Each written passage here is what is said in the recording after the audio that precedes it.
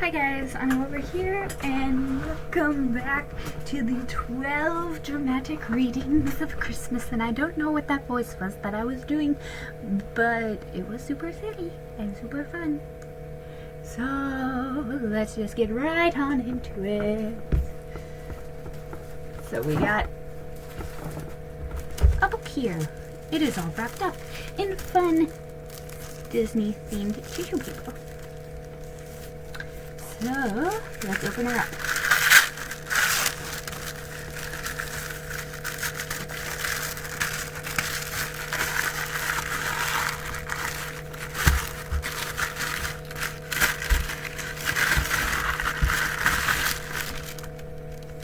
Is this gonna work? Maybe. Nope. Okay.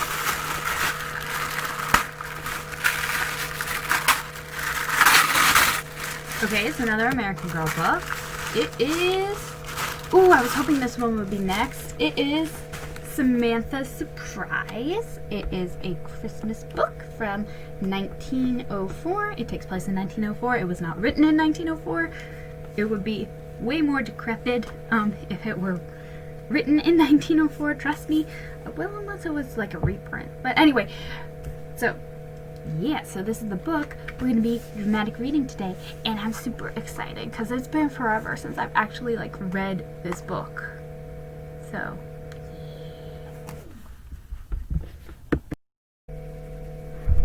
Samantha's Surprise, A Christmas Story.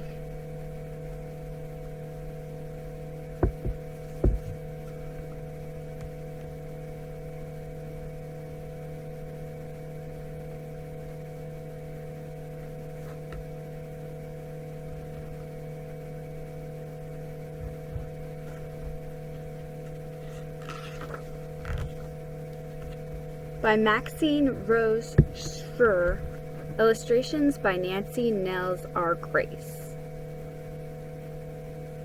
Vignettes Eileen Potts Dawson.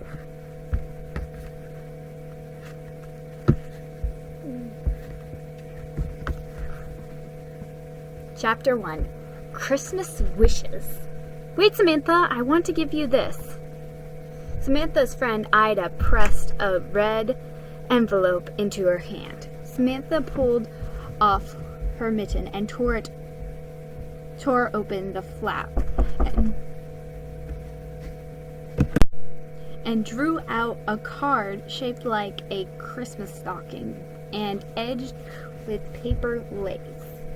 It said, "Miss Ida Dean requests the pleasure of your company at a Christmas party to be held at 6 o'clock in the evening.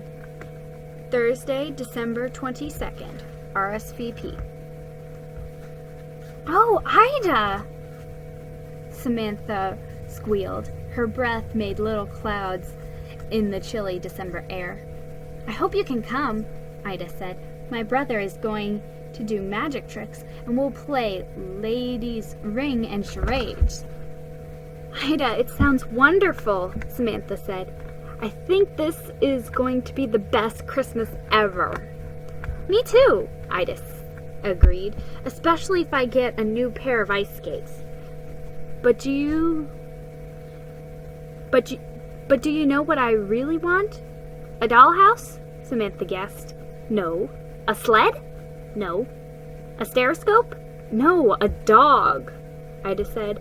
A real Cocker Spaniel puppy." "Puppies are so cute. Do you think you'll get one?" Samantha asked. "I don't know. I've asked and asked, though," Ida replied. "What are you hoping for?" Samantha sighed. "What I really want is the doll I saw in Schofield's toy store," she said. "I want that doll more than anything in the world." "What's she like?" Ida wondered. "She's beautiful," Samantha replied. "She's dressed all in pink, even her shoes, and in her hand is a tiny little—" "Let's go look!" Ida interrupted. The two girls raced down the street. As they ran, snowflakes twirled around them, clinging to their knitted mittens, resting in their hair and brushing their cheeks like small quick kisses. At Schrofield's toy store, the girls pressed their noses to the cold glass window. "There she is," Samantha breathed. She pointed to a group of dolls that seemed to be dancing. They twirled around a taller doll who wore a lacy pink dress, pink pantalettes, and pink slippers. The doll held a tiny wooden shoulder that looked just like the Nutcracker in the ballet. "I love that Nutcracker doll," Samantha said. "Well, do you think your grandmother will give it to you?" Ida asked. "No," Samantha answered slowly, looking down at her wet boots. "I don't think so. I haven't asked her."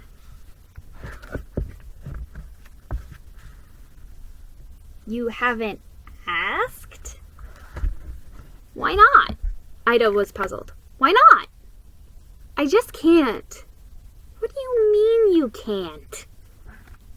Ida's voice froze. "Why can't you?" "Because of Lydia," Samantha replied, remembering the beautiful doll that had been in Schrofield's window last summer. Samantha had wanted that doll so much that Grandmary had bought it for her. "You mean because you gave Lydia away?" Ida asked. Samantha nodded. "I would never, ever give a doll away, especially a doll my grandmother had given to me," Ida declared. "But I gave Lydia to my friend Nellie. She had never owned a doll in her life, not ever." "Oh," Ida paused. Then she added, "Well, now you don't have a doll, so why don't you ask your grandmother for this one?" Samantha took one last look at the doll in the window. Then she shook her head. "I just don't think Grandmary would buy me another doll so soon." "She would probably think it was a terrible extravagance." "But you should ask her anyway," Ida insisted, as they walked toward Chestnut Tree. "After all, the worst thing she can do is say no." Maybe I could ask her," Samantha said, more to herself than to Ida. They'd reached the corner, and Ida raced off into the snowflakes. "Goodbye, Samantha," she called. "See you tomorrow," Samantha shouted back. She dodged a coal wagon, then ran up Chestnut Street to Grandmary's house. Samantha let herself in the big front door and was immediately welcomed by the sweet, warm smell of just-baked sugar cookies. She followed the delicious scent to the kitchen, where Mrs. Hawkins, the cook, stirred a pitcher of hot cocoa. "Heavens, child, you're a sorry sight. Come take off those cold, wet things." Mrs. Hawkins helped Samantha out of her wet coat and snow-caked boots, then sat her by the warm oven. That's better," Mrs. Hawkins cooed, bringing Samantha a plate of sugar cookies. "Get good and warm now. Here, I've made your hot cocoa just the way you like it, with lots of cinnamon." Samantha ate a sugar cookie and took long sips of cocoa. Then she felt warm inside and out. She said, "Mrs. Hawkins, Christmas is only 2 weeks away." "That it is, Samantha, and it seems I'll never get everything done." Samantha reached into her pocket and took out a folded piece of paper. She smoothed it open and said, "Look, I've made a design we can use for the gingerbread house." Mrs. Hawkins squinted at the paper. "Oh, where did I put my spectacles?" she said, searching around the table. Samantha handed Mrs. Hawkins her glasses, which had been lying on top of the bread box. "Thanks, love. I seem to be forever looking for them," Mrs. Hawkins said, setting them on her nose. "Now, let's see. She studied the drawing silently for a few moments. Then she remarked, "It's cleverly planned, Samantha. But how big are you expecting this gingerbread house to be?"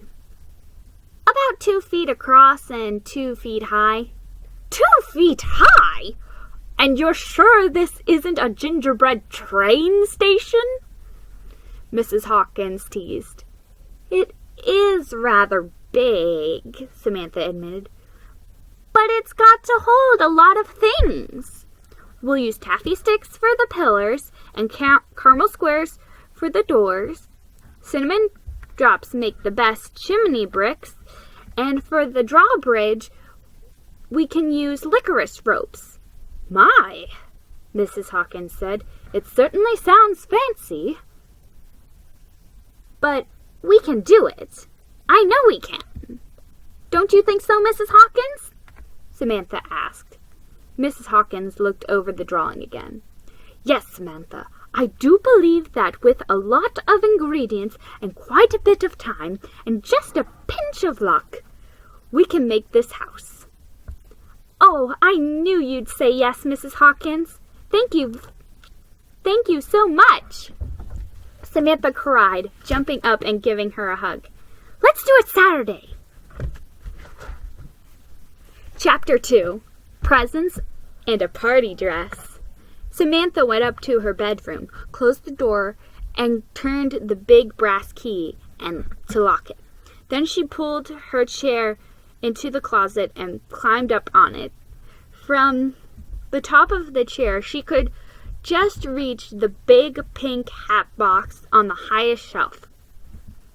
She brought it down and set it carefully on her bed. The hat box was Samantha's Christmas box. It held all the presents she was making, and she unpacked them now one by one.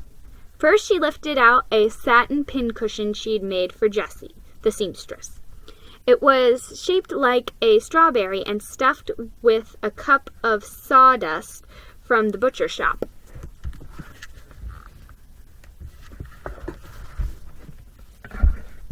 Next, Samantha took out a book about a lost dog. It was for Nathaniel, Jessie's baby.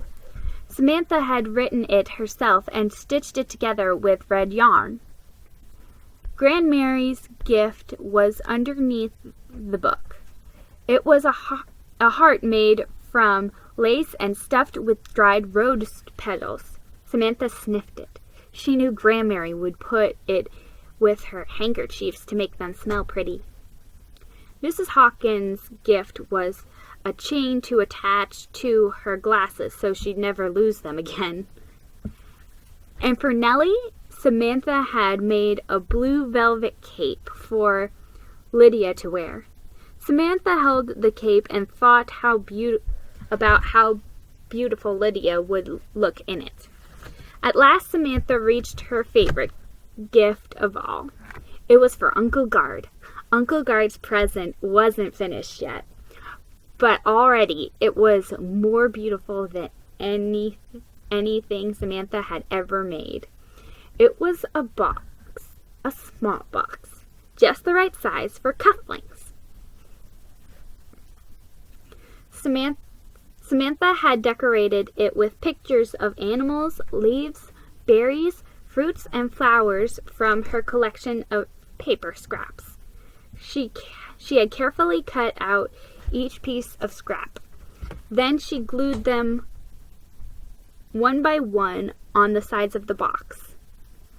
Now only the lid was left to be decorated. Samantha sat on the floor with her pot of glue and her collection of scraps spread around her.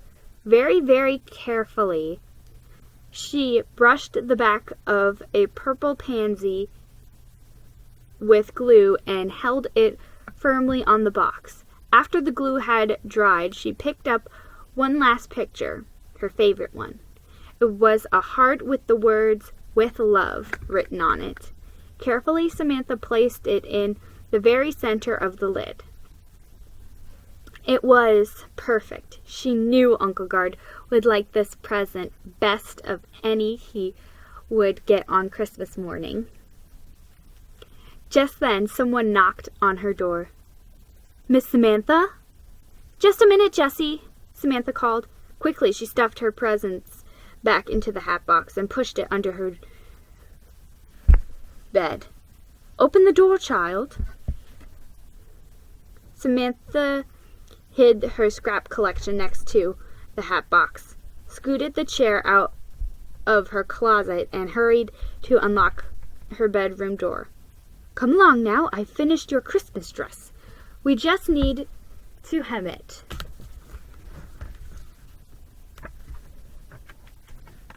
The seamstress said. Samantha followed her upstairs into the little sewing room. She could hardly wait to see the new party dress Jessie had made. "Where is it?" Samantha asked, looking around the room. "Oh, you'll see it in good time," Jessie said, smiling shyly. "Now take off that dress, close your eyes, and raise your arms." Samantha did as she was told, and felt something crisp and cool slide over her head. "Heavens!" Jessie gasped.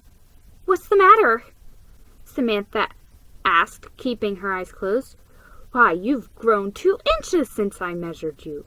Miss Samantha, you shoot up faster than smoke in a chimney." "May I open my eyes now, Jessie?" "Not just yet. First, let me fix the hem. That'll make a big difference." Samantha waited patiently with her eyes still closed. "Jessie?" Jessie's mouth was full of pins. "Ida Dean is having a Christmas party in 2 weeks. Do you think I can wear this dress?"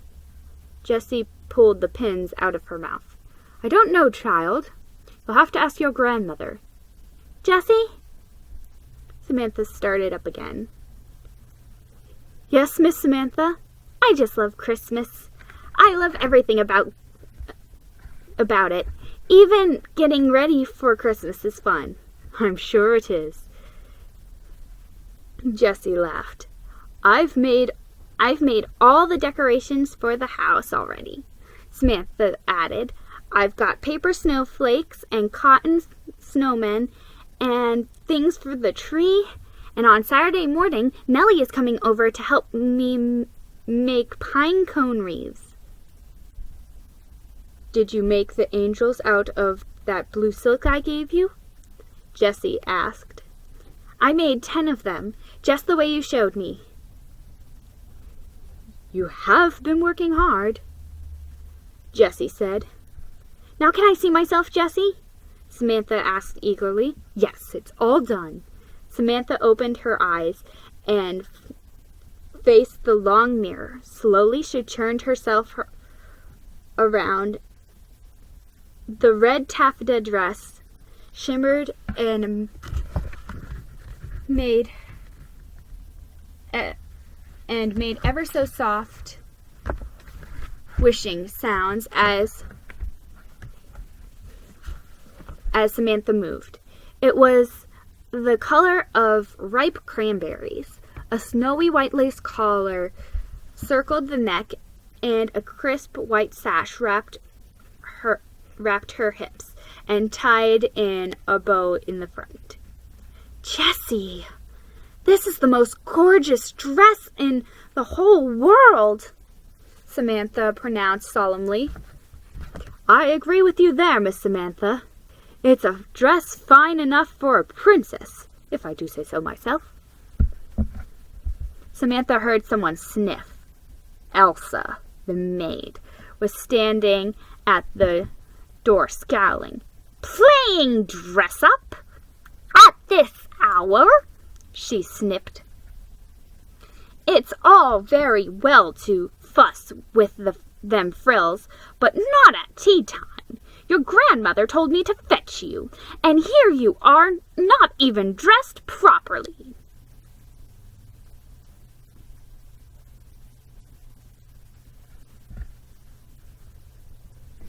"Now, Elsa, Miss Samantha will be right down,"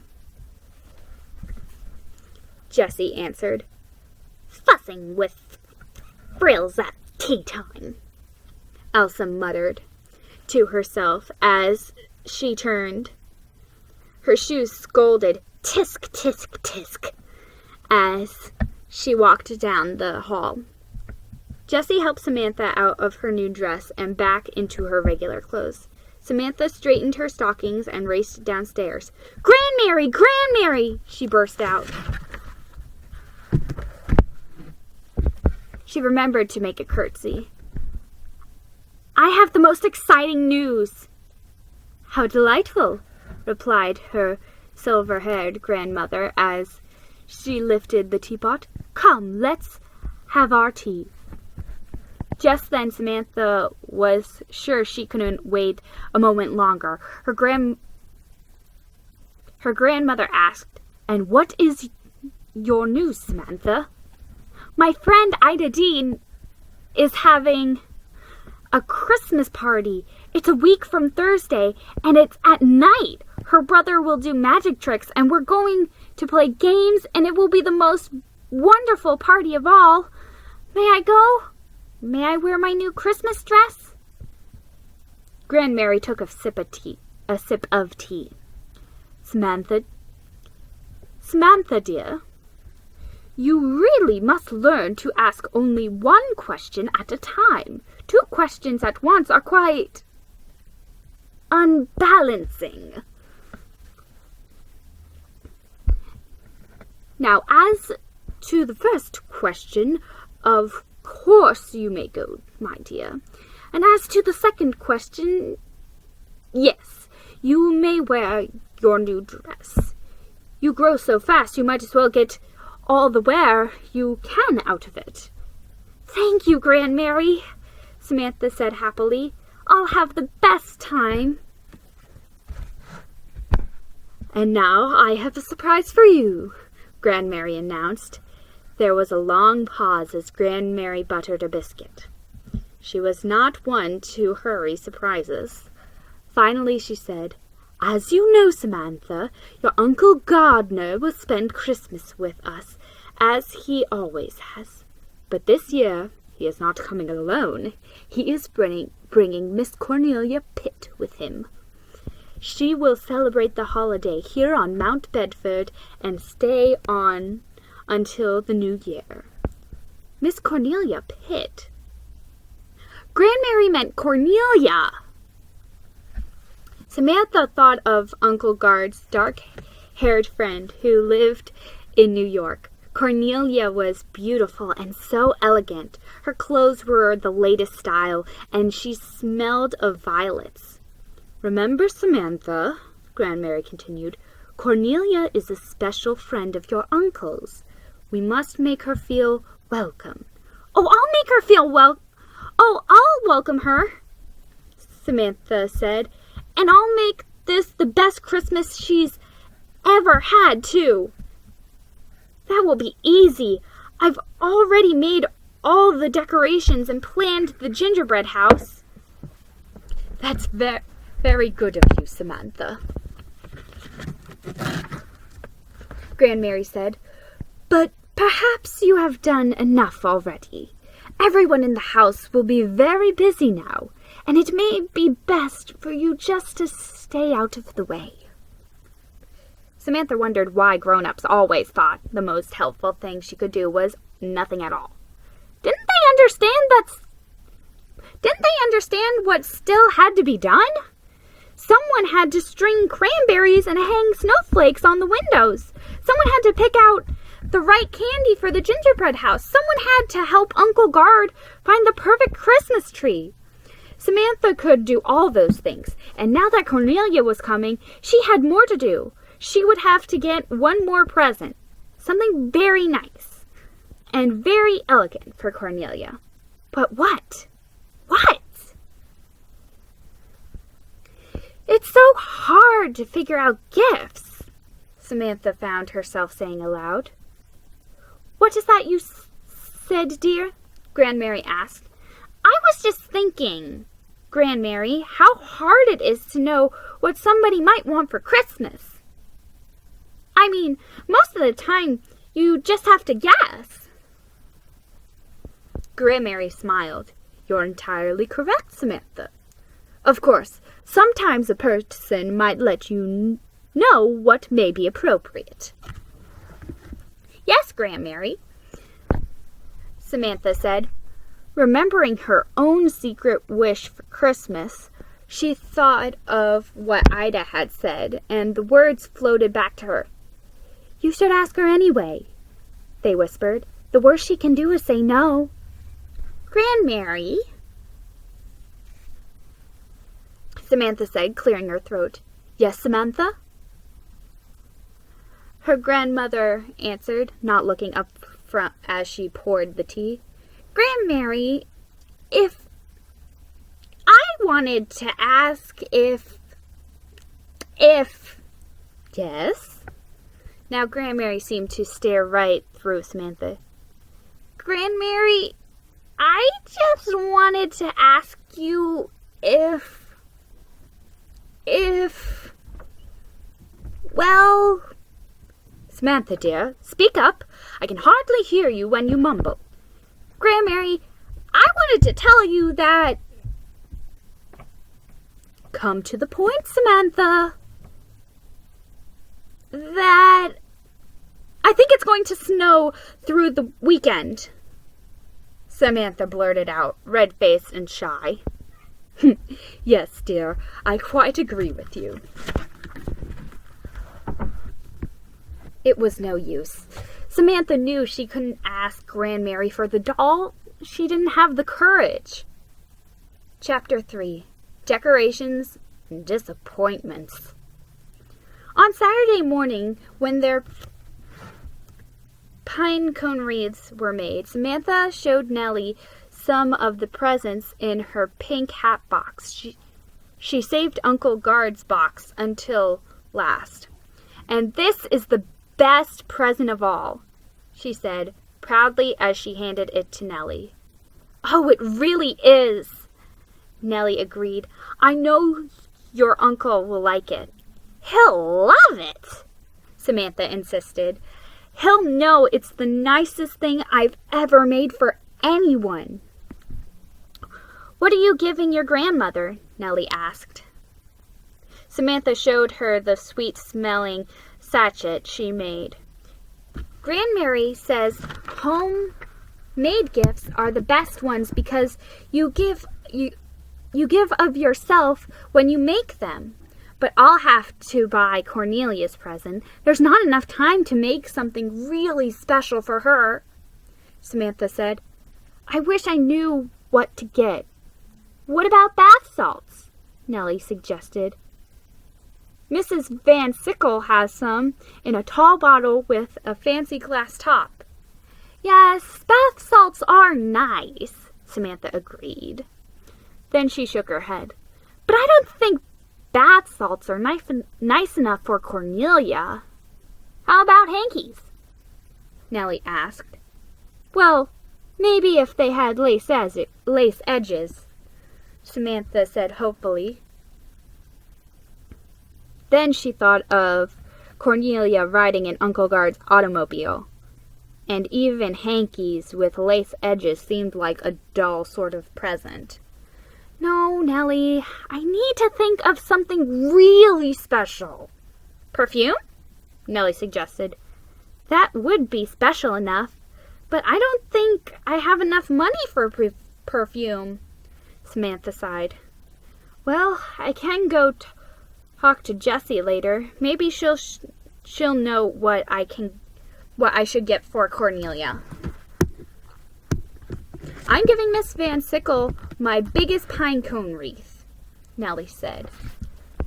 She looked proudly at the wreaths she'd lined up on the floor of Samantha's room. Do you think she'll like it?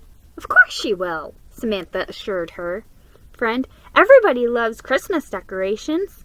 She reached under her bed, pulled out a cardboard box with decorations written on all four sides, and took out the cotton snowmen, silk angels, and paper snowflakes she'd been making since Thanksgiving. Look what I'm putting up this afternoon, she said. Samantha, your house is going to look like a fairy tale, Nellie explained. especially with these snowflakes, Samantha agreed. Later that afternoon, after Nellie had gone home, Samantha lugged her decoration box down the long, winding staircase. "I'll trim the banister first," she thought. At the bottom of the stairs, she unpacked a long string of cranberries. She was about to wind it around the polished railing when a strange voice stopped her. "Excuse me, young lady," said a tall, red-haired man. He wore a navy blue uniform, almost like a soldier's. The words "For la florist" were on the right pocket. The man set down a large box and held spicy-scented garlands with enormous red bows. He drew the garland out slowly, handling it as delicately as if it were a snake. "Now, if you would just step out of the way, miss," he continued, as he began to wrap the garland gracefully around the banister.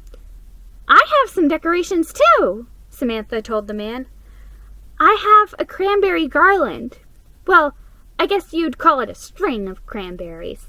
It would look quite nice together with—" "Please, miss," the red-haired man sighed, "if you could just stand back and try not to disturb the garland. It's a bit fragile." Samantha stepped back and found herself standing on Hawkins' toes. "Oh, Hawkins, I'm sorry," she said.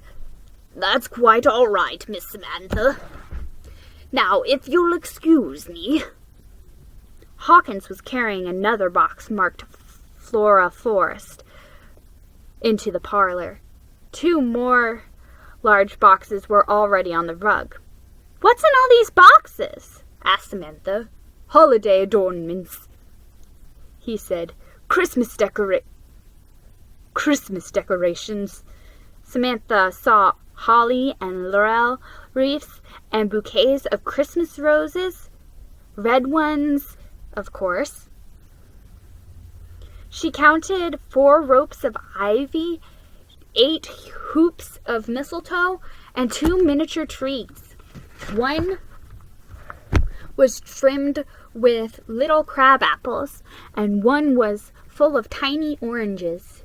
"Your grandmother wishes the house to be full of Yuletide splendor for Miss Cornelia's visit," Hawkins explained. He turned to drape an ivy rope across the fireplace mantel. Samantha could not believe what she was seeing. "But Hawkins, I've already made decorations, lots of them, enough for the whole house." Hawkins was struggling so hard with the ivy he didn't seem to hear her. Samantha picked up her box of decorations and walked into the dining room. No one was around, so she took out her fuzzy snowman first. She hung 6 of them around them from the wall lamps using green ribbon. 2 more were soon propped up beside the huge meat platter on the china cabinet. 4 snowmen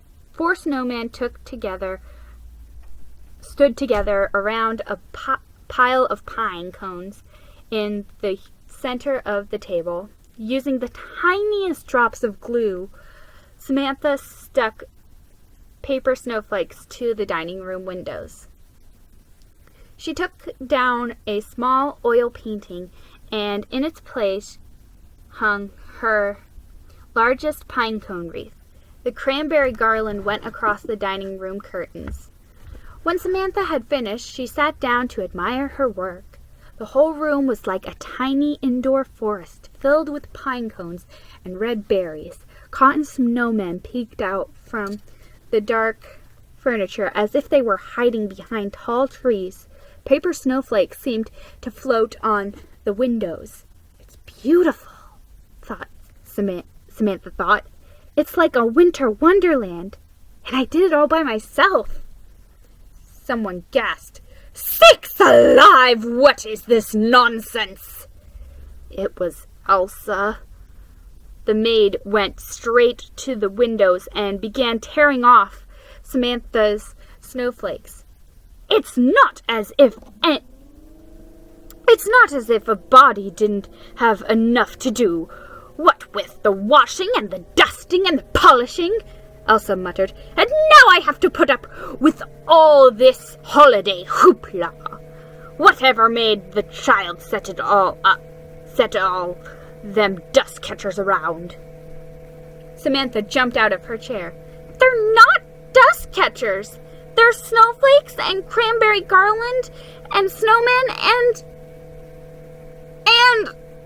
I made them. Elsa was speechless for a moment. Then she said firmly, Mrs. Hawkins and a young florist gentleman are decorating the house just as your grandmother wished. Fine and fancy for Miss Cornelia's visit. So it's no use trying to tell me about your snow mice. Snowmen! Samantha stiffened, scooping up the decorations that Elsa had piled on the floor. Whatever, Elsa said.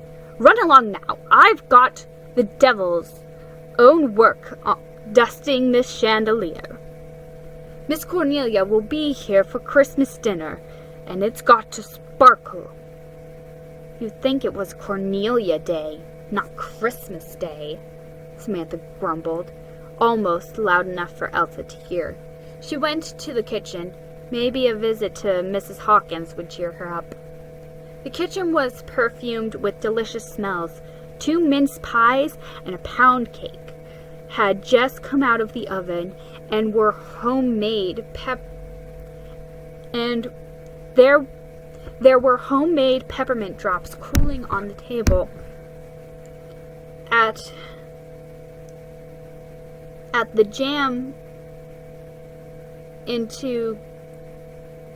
the sink.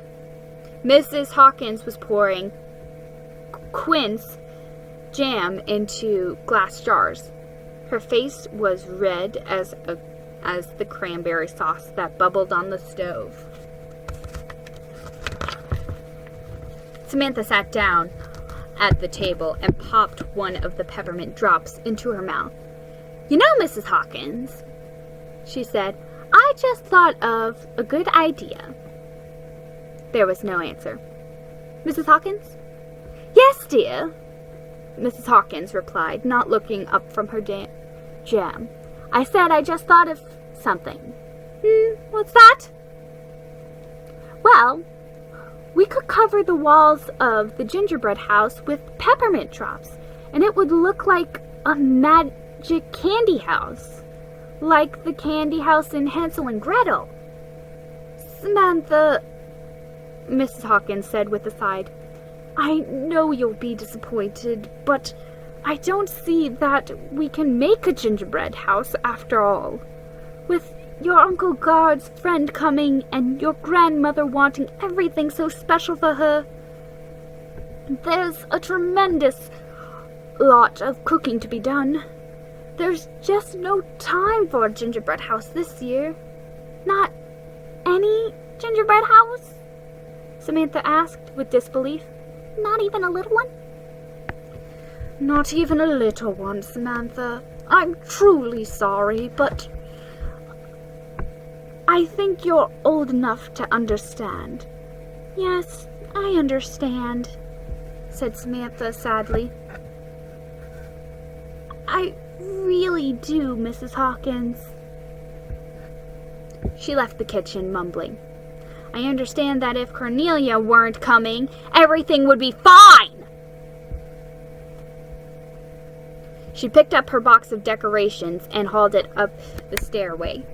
The corner of the box bumped the garland on the banister and knocked a bow crooked. Samantha didn't straighten it. In her room, Samantha unpacked her decorations again. I'll put them up here, she said to herself. If everybody thinks snowflakes are a bother, then they can just stay out of my room. She noticed that 2 of her best snowflakes had been ruined and decided to make new ones. She went to her desk to hunt for a pair of scissors. Why is everybody making such a fuss over Cornelia? Samantha asked herself as she folded a piece of tissue paper. There's nothing special about her. Nothing special at all. I don't know why I even bothered to worry about her present. I'll just give her hankies for Christmas. Plain, boring, lie-in-a-box hankies. There was a knock at Samantha's door. She opened it to find Grandmary standing there. Samantha, dear, your Uncle Gardner has just telephoned to say that he and Cornelia will arrive late Thursday afternoon. We must welcome Cornelia properly, so I'm afraid that going to a party that evening is out of the question. You will need to send Ida Dean your regrets. Oh, Grandmary, no! Samantha cried. Grandmary's face said it was useless to argue. And just to be sure, she added, it is the polite thing to do, Samantha. She said it kindly, but Samantha knew she didn't expect to say it again. Stupid Cornelia is ruining Christmas! Samantha thought. She's ruining it for everybody, but mostly she's ruining it for me. I'm not allowed to decorate my house, and I can't make a gingerbread house either. Now I can't go to Ida's party, so I won't be able to play charades or sing magic tricks or wear my beautiful new dress. Hey, Cornelia, Samantha said when she was sure Grandmary couldn't hear her. Slowly, hot tears began to roll down her cheeks. I'm glad I don't have enough money to buy her perfume. I won't buy her handkerchiefs either. I wouldn't give Cornelia bath salts in a paper bag. In fact, I won't give her anything at all for Christmas. The tears came faster, and Samantha began to sob.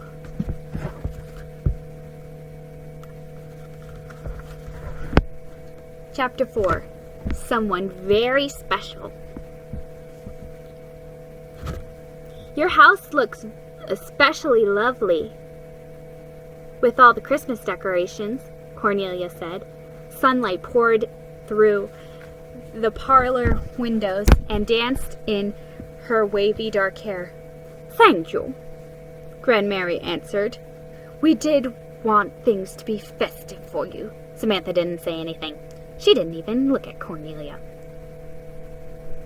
I hope the trip down wasn't too tiring for you, said Grandmary as she passed a plate of tiny tea sandwiches. Oh no, Cornelia replied. I do love motor cars, and Gardner is such a good driver. Grandmary smiled. You are certainly brave, my dear, to ride in those new machines. I love travel of any kind, Cornelia responded. Her brown eyes sparkled. When the new flying machines begin to carry passengers, I plan to ride in one of them too. So do I, Samantha thought. I'd love to see Mount Bedford the way a bird sees it. Grandmary raised her eyebrows. Well, she said to Cornelia, I don't think there will ever be much chances of ladies traveling in airplanes. I'm not so sure, Cornelia said gently, surprising Samantha with how gracefully she could disagree with Grandmary. I've read in the newspaper that travel by airplane might be possible one day, even across the ocean. Samantha looked at Grandmary.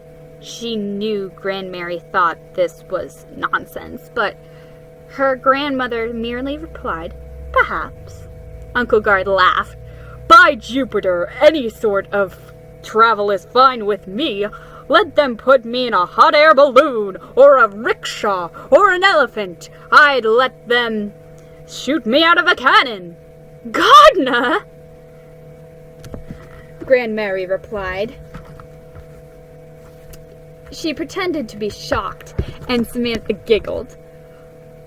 Of course, I think the best form of travel is sledding, Uncle Guard added. He turned to Samantha. Don't you, Sam? Oh, yes, Samantha agreed. Only I haven't gone yet this winter. Well, why don't we go sledding tomorrow? Suggested Cornelia.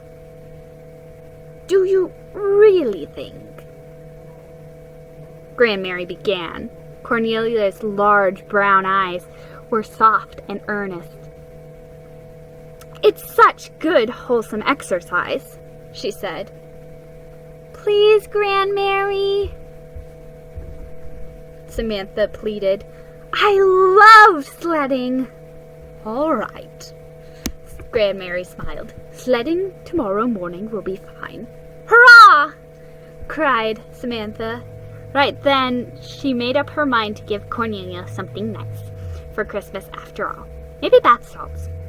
The kind in the tall bottle with the fancy glass top. The sun sparkled on Fairwind Hill the next morning. The sky was deep blue and cloudless. The air was clean and cool, and all of Mount Bedford lay below, tucked under a soft, thick blanket of snow. I love this hill, Uncle Guard said as they pulled the sled to the top. When I was a boy, I'd climb up here to imagine I was in heaven. Cornelia smiled. Guard, I think you could imagine anything if you tried. I couldn't imagine life without you, Guard murmured. Aww. Samantha caught his words. Uncle Guard is in love, she said to herself.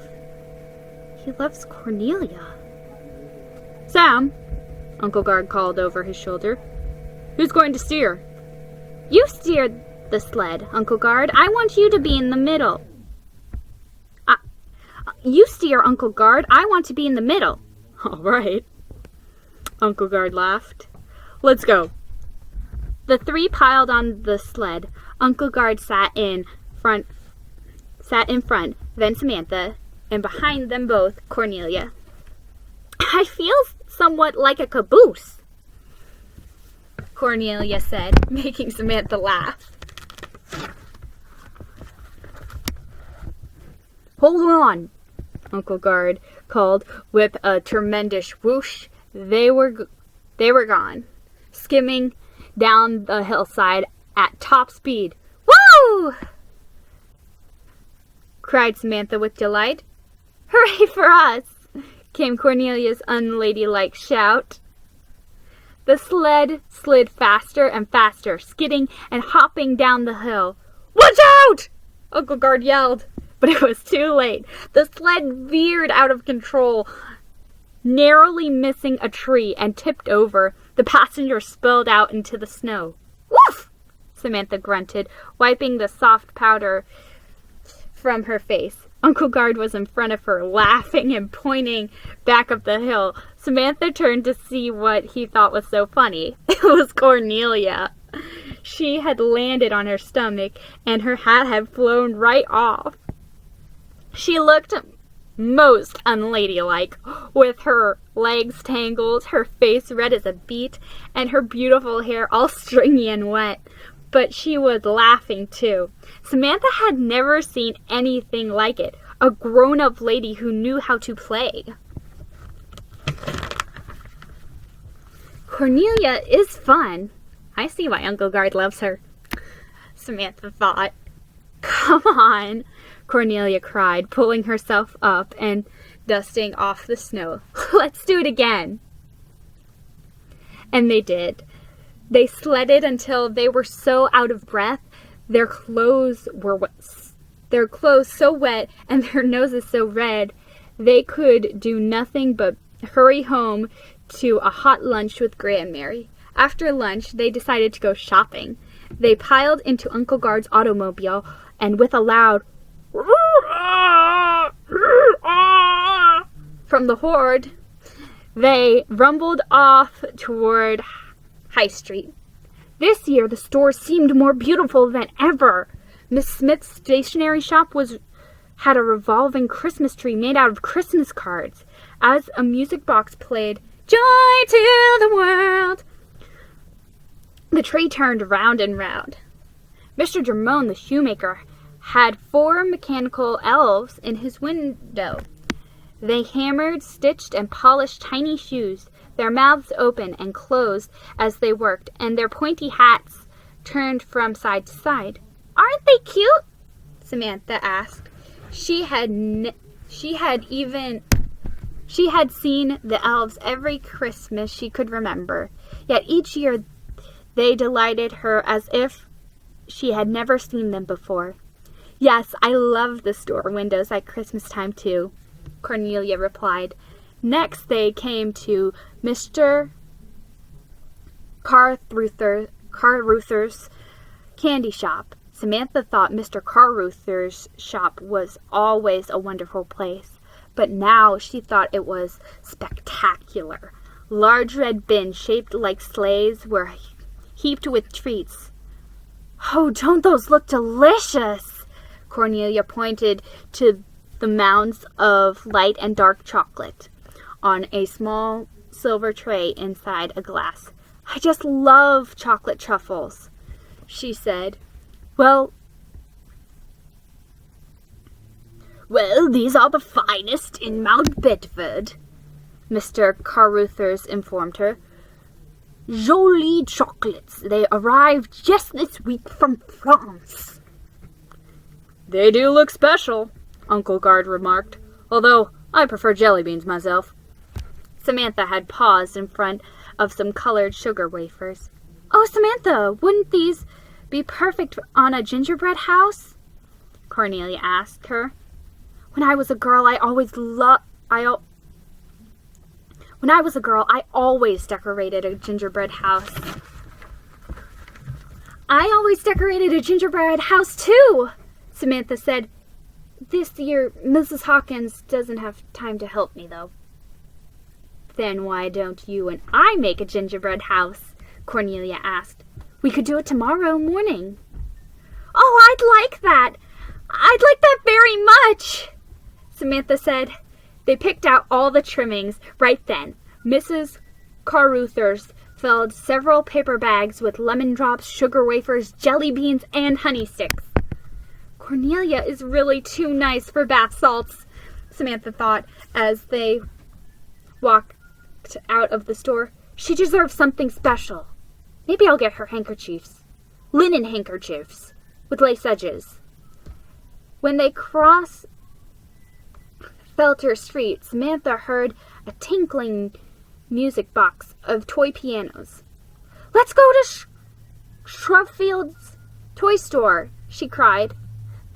The store was crowded, but Uncle Gard, Cornelia, and Samantha managed to make their way inside. Uncle Gard led Cornelia to the back of the shop and to look at toy shoulders, and Samantha went straight to the window to look at the doll. When she saw the lovely Nutcracker doll was still there, her heart sank. She hoped it would be gone because Grandmary had bought it for her. But she knew that was a foolish hope. Grandmary didn't even know that Samantha wanted this doll more than anything in the world. Grandmary couldn't know that because Samantha hadn't told her. And now Samantha was sure that someone else would buy the doll for some other girl. Maybe for one of the girls in the store right this minute. Just then, a hand reached into the display and picked up the beautiful Nutcracker doll. "Oh, look at this doll! Isn't she exquisite?" Samantha was startled. She hadn't heard anyone come up behind her. She turned to find Cornelia. "And look at the tiny Nutcracker in her arms," Cornelia explained. This is the most wonderful doll in the store. Don't you think so, Samantha? Oh, yes! Samantha agreed out loud. To herself, she said, Cornelia understands. She knows what's special. And for just a moment, she forgot to be sad about the doll she would never have. Just then, Uncle Guard returned. The toy soldiers said we'd better march. Grandmary will worry if we're late. They pushed their way out of the busy store.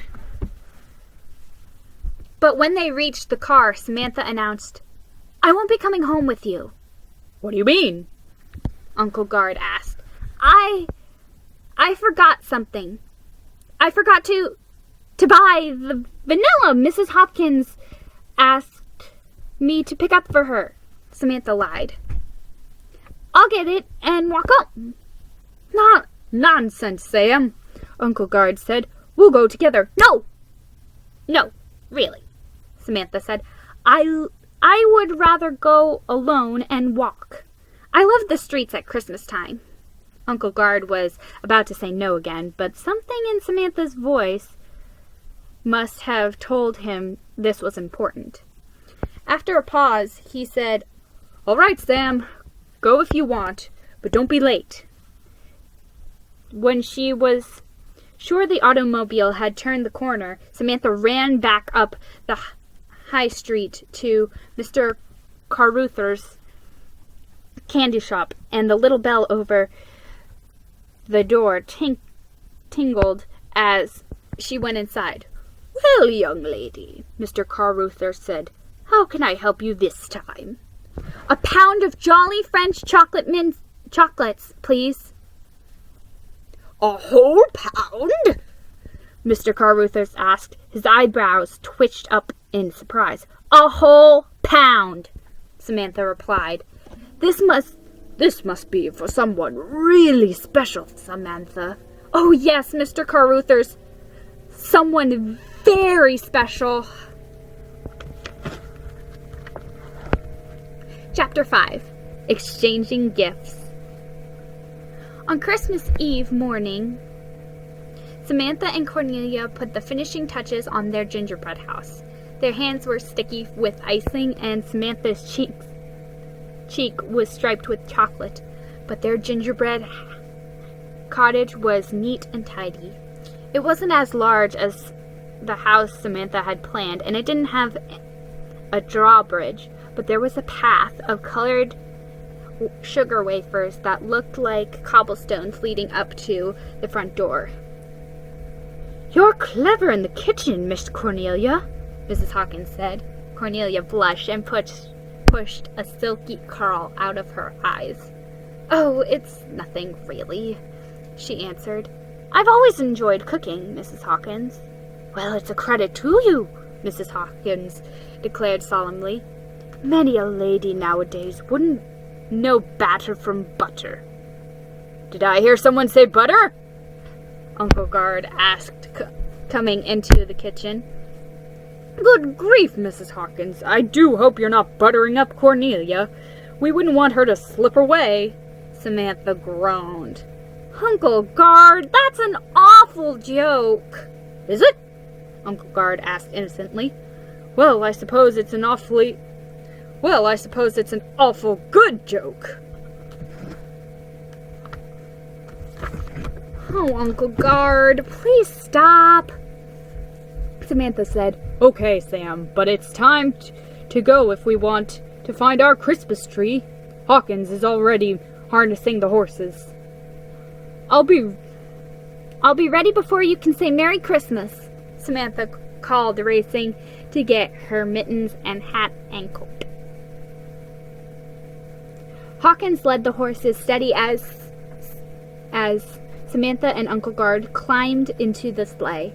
Uncle Guard slapped the reins hard over the horses' backs, and the sleigh glided down the path to the street. For several minutes, Samantha and her uncle rode in the silence. They shared the red wool blanket and waved to passing neighbors. Then, almost To herself, Samantha said, "Tomorrow is Christmas." "It's come pretty quickly, hasn't it, Sam?" "No, I don't think so," Samantha replied. "I've been planning for months.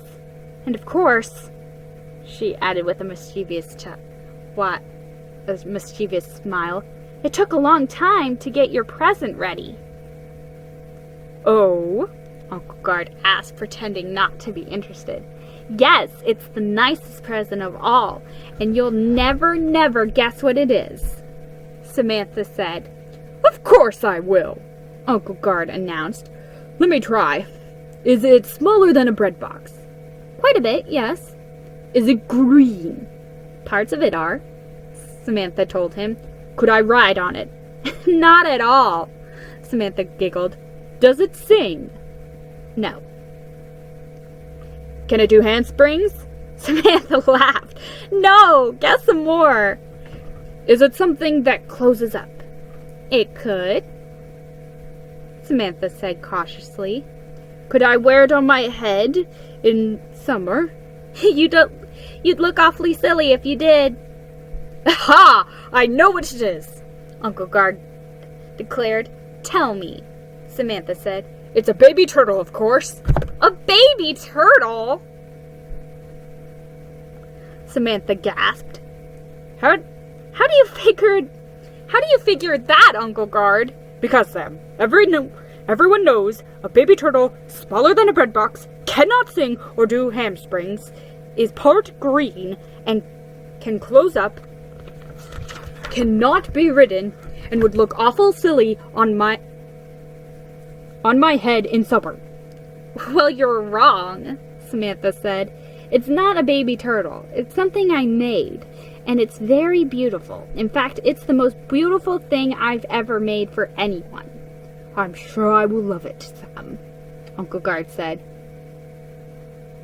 "I wonder what you'll give me for Christmas," Samantha said slyly. "No, you don't," Uncle Guard said. "Don't you try to trick me into telling you." "Just give me some clues, please, Uncle Guard,"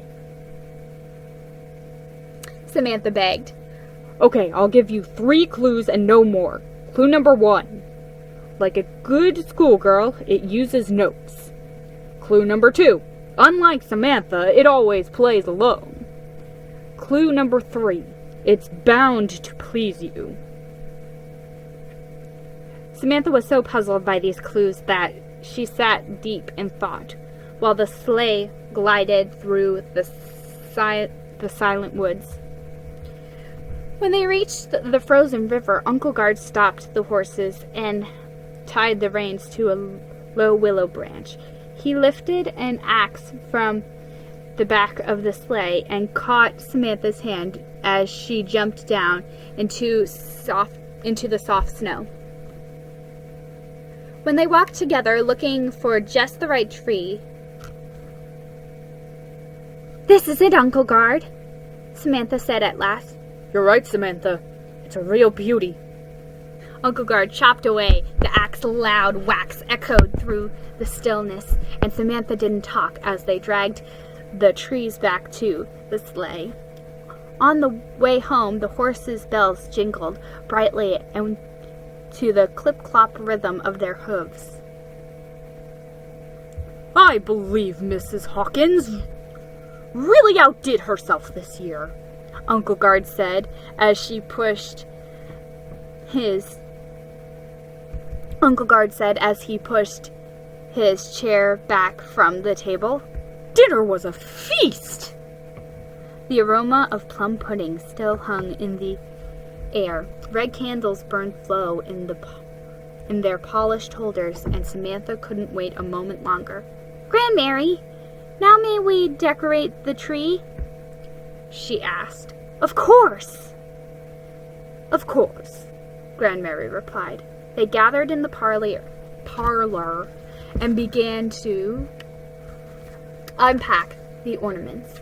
Grandmary lifted a pair of glass slippers out of the big oak chest. These belong where they'll catch the light," she said. "I've watched them sparkle since I was 6 years old." She draped their golden cord over a long branch. Uncle Guard put a brass trumpet nearby. Cornelia placed a long-necked crystal swan near the top of the tree where they seemed to float in the branches, and Samantha hung all of her blue silk angels right in the front, where Cornelia insisted they should be. Soon it was time to attach the little white candles. Then slowly, one by one, Uncle Guard lit them. The effect was glorious. China rosebuds gleamed, crystal swans sparkled, and silk angels shone in the flickering light. Foil-wrapped sugar plums bobbed and twinkled, and miniature brass trumpets winked brightly. Grandmary's glass slippers seemed to dance. They watched in silence until Cornelia stepped over to the piano and began to play and sing, "Oh, Christmas tree, how lovely are your branches." Uncle Guard joined in, and Samantha and Grandmary sang too. When the song was finished, Cornelia began another carol. They all sang and sang until the last candles on their beautiful tree burned low. Later that night, Samantha lay awake, listening to street carolers in the distance. She thought again of the lovely Nutcracker doll. Right now, she's probably under some girl's tree, wrapped in pretty paper and waiting to be opened, Samantha thought. She tried to think of something else, but it was no use. If only I had even asked Grandmary for the doll. At least I'd have a chance of finding it under my tree tomorrow morning, Samantha thought. Now there's no chance at all. None. She fell asleep to the sound of Christmas carols and dreamed of the beautiful doll dancing away from her, farther and farther away. "Where is everybody?" Samantha asked on Christmas morning. She hurried downstairs with her pink hat box full of gifts, only to find that she was the only one awake. The grandfather clock in the parlor chimed 7 o'clock. Samantha looked around the parlor. The Christmas stockings at the mantel bulged with treats. A small mountain of presents already stood underneath the tree. "To dear Samantha from Grandmary" was written on a box that wasn't nearly as big as the doll in Schofield's window. Samantha sighed and began to arrange her own presents under the tree. She heard a rustling sound behind her. "Merry Christmas, Samantha," Cornelia said. She wore a forest green dress and carried a pile of presents. "Merry Christmas," Samantha answered. A moment later, Grandmary and Uncle Guard were in the parlor, too. "Merry Christmas," Samantha called. Grandmary sat down next to the tree. "I've asked Mrs. Hawkins to hold breakfast until 8, so we can exchange gifts right away. I know how you hate to wait, Samantha." She handed Samantha a package. "For you, my dear. Merry Christmas." Inside was a sewing kit, a very grown-up one with 40 different colored threads, a thick package of needles, and a cat-shaped pincushion. Samantha loved the way everything in the kit was arranged in its own special compartment. "Oh, Grandmary, thank you!" exclaimed Samantha. "Thank you so much!" She gave her grandmother a warm hug. "Now I have a present for you," she said. She handed Grandmary her gift. "It has a delightful fragrance," Grandmary said. "I can smell it right through the paper. Can you guess what it is, Grandmary?" "Not at all, dear. I'm quite perplexed so far." Very, very slowly, Grandmary took off the paper. When she found the heart-shaped sachet, She said, "Samantha, you're a dear and clever girl. This is very lovely." Next came a present from Uncle Guard to Samantha. Here's your answer to those riddles, Sam," he said. Samantha ripped off the wrapping paper and found a red leather book of Christmas carols. She turned the pages, carefully humming the songs as she went. When she reached the end of the book, Samantha found a golden key. She wound it, and a music box began to play her favorite song of all, "Oh, Christmas Tree." "Now I understand, Uncle Guard," Samantha explained. "You said my present would use notes and play alone because it's a music box. And it is bound to please me because it's a book of my favorite Christmas carols, too. Now I can listen to them all year round. Thank you." Samantha was about to give Uncle Guard a small square box covered in blue tissue paper, but Cornelia handed her a large package instead. "Go ahead, open yours first, Sam," Uncle Guard said with a wink. Samantha had never seen anything wrapped so elegantly. She untied the silk ribbon and carefully rolled it. "Cornelia, is this from New York?" asked Samantha. "Open it and see." Samantha smoothed away the silver wrapping paper and slowly lifted the lid on the box. "Cornelia!" she gasped. "It's the Nutcracker doll! Oh, I've wanted this doll for the longest time! How did you know?" "I didn't know, Samantha," Cornelia said. "Truly, I didn't. It's only that I liked the doll so much I thought perhaps you might too." "I do," Samantha said. She hugged the doll as if she'd never let go. "I love her. I love her more than any other doll in the whole world. Thank you, Cornelia. Thank you so much." With the doll still in her arms, Samantha reached under the tree once again. She picked up the small square box wrapped in blue tissue paper. But this time she turned to Cornelia and handed it to her. "Merry Christmas, Cornelia," Samantha whispered, suddenly shy. And Merry Christmas, Uncle Guard," Samantha said more loudly, handing him a larger package tied with a pink bow. Uncle Guard got his present unwrapped first. "By Jove, Sam," he said when he opened the candy. "There must be 1 pound of chocolates here. You do spoil me."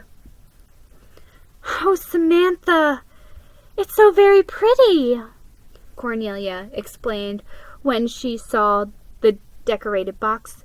"Why, look at all these tiny pictures. This must have taken you a long time to make." "It did," Samantha said honestly. "That box took me longer than any other thing I've made ever. I will keep my jewelry in it and treasure it always," Cornelia said. Samantha caught Uncle Guard's happy wink. She thought he guessed that the box had been made for cufflinks, but he seemed to understand why she'd given it to Cornelia. Now Uncle Guard turned to Cornelia and said, "I think you need something special to keep in such a beautiful box, my dear." He handed her a tiny gift wrapped in dark red paper with a large gold bow on top.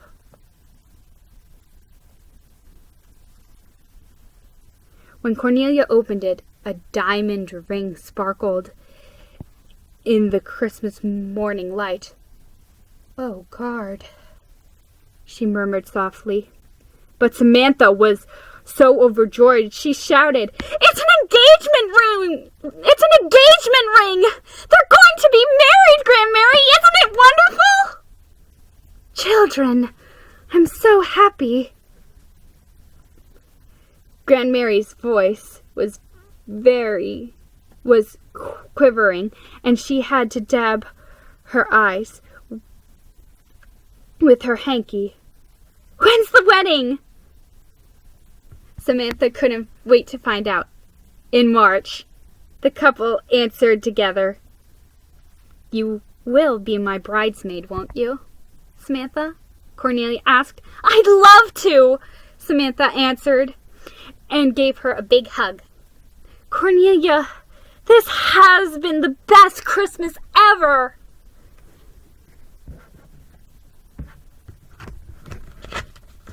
So I hope you guys enjoyed my dramatic readings of Samantha's Surprise. I really enjoyed rereading this book. It's one of those books that I remembered the basic plot of, but I forgot the little details, you know? Like I forgot the beginning part. Like I just remembered like the drama surrounding like Cornelia coming and like everyone's decorating her house, but she wanted to decorate her house, you know? So yeah. I hope you guys enjoyed this dramatic reading for the 12 dramatic readings of Christmas. And if you missed the first 2 dramatic readings, you should check them out because they're cool too. And they're fun and festive. And the illustrations are really pretty.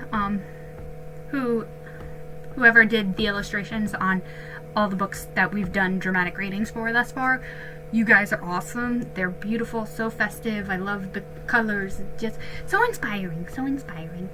And if you really like this series of like dramatic readings, like 12 dramatic readings for Christmas, then subscribe so you don't miss out when the next dramatic reading is uploaded. And if you want to get notifications, yes, I've never talked about notifications on this channel before, but hey, it's a thing. So if you want to get notified when I actually upload, like right when I upload, and most of the time when I upload, I do like this little like publish as live thing that you can do with the video. Basically,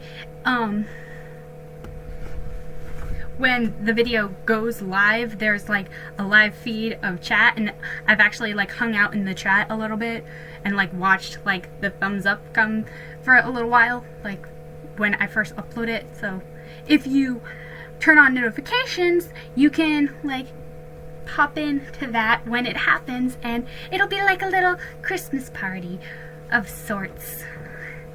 So I'll see you guys next time. Bye.